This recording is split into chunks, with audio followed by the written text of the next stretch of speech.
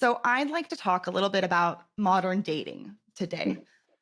Now, in general, we're hearing a lot about monogamy in general being on the way out and open relationships and all of these things. What do you think about monogamy? Is it here to stay? I think it's hard. Um, I think it's a hard choice. A lot of men struggle with it throughout their life. Some women too. I think that monogamy can be very difficult. I also know that the research indicates very strongly that kids do incredibly well inside of a monogamous married relationship when children are raised inside a marriage. Um, Monogamy and marriage is the business of building a family or a legacy together, is what it really is. Think of it more like a business. It's not a romance that should be included in it, but monogamy and monogamous marriage is not, oh, let's do this because it feels good and happy for the rest of our lives and it's going to be so fun. It's let's build something together and then put a contract on that and let's unify around one name usually so that it's unified and we are one team. We have uniforms, we have everything. Let's raise our children and grandchildren together inside this consistency. That's what marriage is for. Marriage is the business of building a life together that is bigger than the life each of you could have built individually. That's what it's for.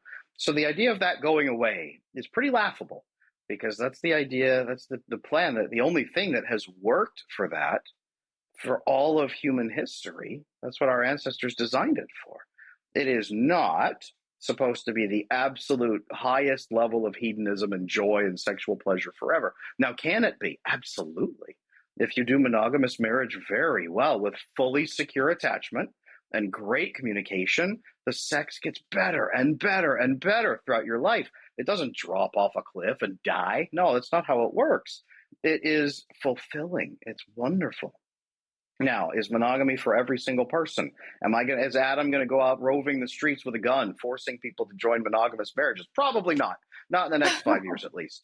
Am I forcing monogamy on people? No, I'm not. But is it by and large probably the answer that most people seek? Even men, yes, absolutely. If you ask most men what they want, well, it's to be married and have a wife and maybe a couple of kids and build a little family together. That's what most men want.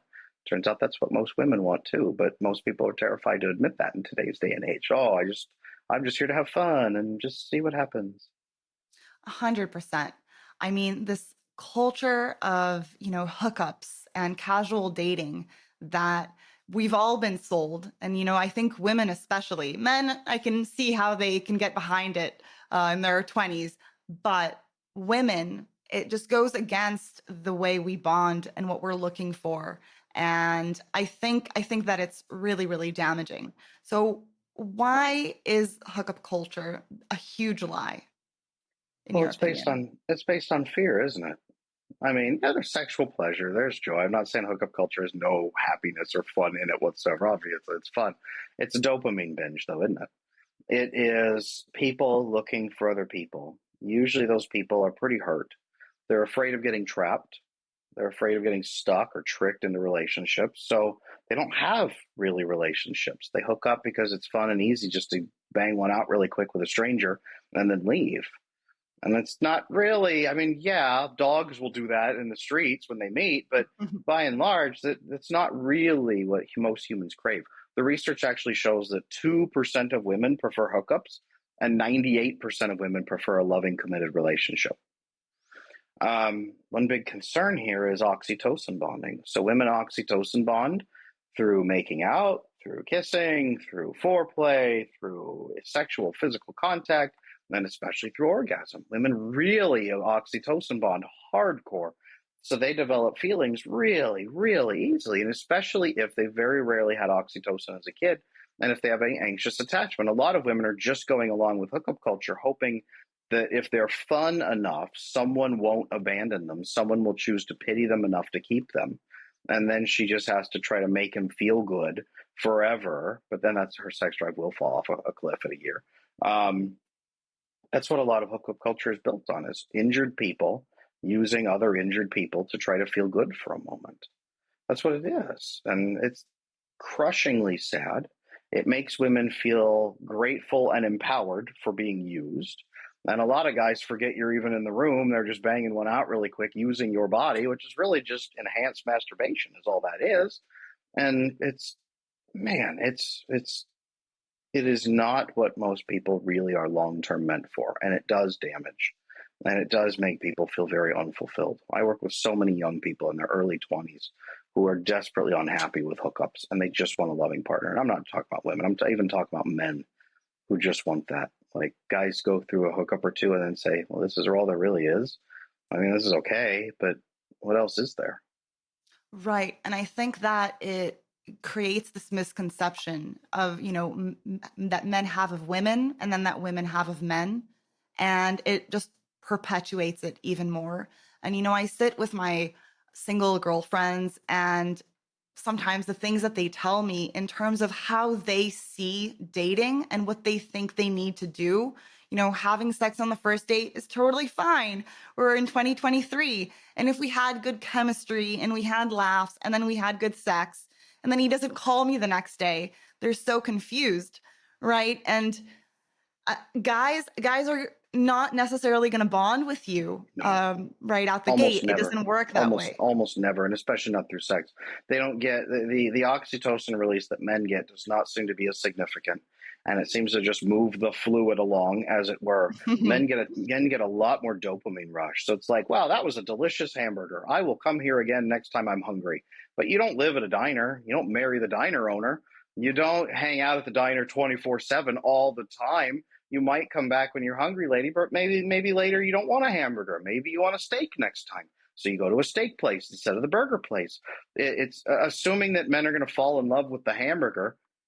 Some men might, but most men are going to just say, "Hey, thanks for that. That was fun." They put their pants on, they go find somewhere to play Xbox next. It's just a dopamine binge for them. And most women are sitting there going, "Didn't we just share something special?" No. Right, right.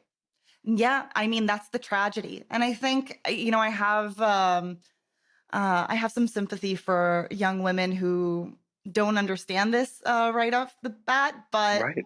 at some point, it's okay to put boundaries up. And I think people are so afraid of bringing up commitment on the first date or in the first couple of dates and just saying what they want. And I've heard you say that men are also afraid of this. So if someone is getting ready for a first date listening to this, what is your advice? So if you don't want to be like the countless women who come to me at 8 years in a relationship and the guy still won't say I love you and still won't marry you and still is considering an open relationship because you're sort of pushing for any kind of label at all at 8 years. If you don't want to end up like that, I greatly suggest that you filter those men out immediately at the first date. So you could say something like, hey, you know what? Just to make sure we're on the same page, long term, I'm looking for a committed relationship. We don't have to get married today, relax. But down the road, I'd like to make sure we're in a committed relationship. I would like kids and I'd like marriage. Is that what you want too? If so, amazing. We'll go on a second date. It'll be awesome. If not, hey, it's cool. We'll finish our dinner. We'll high five. We'll go our separate ways as friends. What do you want in a relationship? And you just have that plain conversation at the end of the first date. After you've had chemistry, after you've had fun, after you've talked, great. Have that first date conversation. See if the other person is on board. Men who don't want commitment will say, yeah, I want that. Or no, I don't really want that. I'm looking for fun.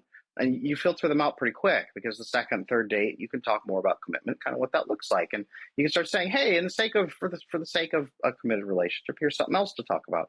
And you can start filtering much more quickly. I have a 3 date method that I teach to people in coaching and in my community. But men who want commitment will be thrilled to hear that you want commitment and that that's what you're looking for. You're not just one more girl saying, oh, well, we'll have fun. We'll see where it goes.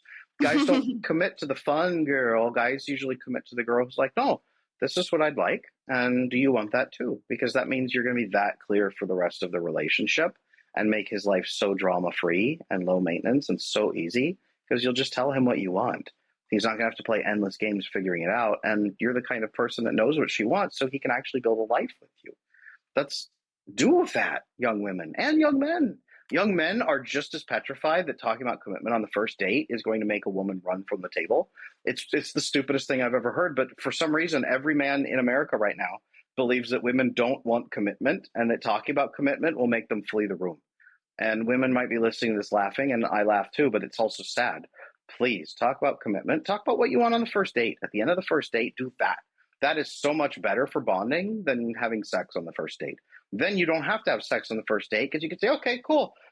Let's have a second date and let's see how we gel. And let's talk some more and let's make some connections and see if we're a good match. And then down the road, if we're a good match, we can talk about a committed relationship. That's wonderful. You don't have to give a handshake at the end of the date. You can do a kiss or something, but you don't have to sleep with him on the first date because now he's very interested in you because you're somebody who wants what he wants. Be the woman who stands out from the crowd by talking clearly about what she wants and giving him what he's looking for. Not sex, not a quick, bang, but a committed relationship. That's how you stand out from the crowd. Absolutely. I think, looking back at the first dates that me and my husband had, we bonded over shared values. I was so inspired by his life journey, and he was inspired by mine. And we were talking about the kind of futures that we were envisioning for ourselves. And there was alignment there, and that was exciting. And those conversations, they went into the night and we didn't notice the time was passing. And those conversations are really what creates the foundation at the beginning. So don't be afraid, to say what you're looking for, to show who you are. And I tell my single girlfriends, come to every date with an open heart. Don't come with walls up. Be open. You know, guys are a lot of times they're so afraid of rejection. And if he's a good one, he's going to really want to impress you. So just make him feel comfortable, show who you are, and ask about him. Be interested. Come with I an think, open heart and be yeah, smart and have clear goals. That's it. 100%. 100%.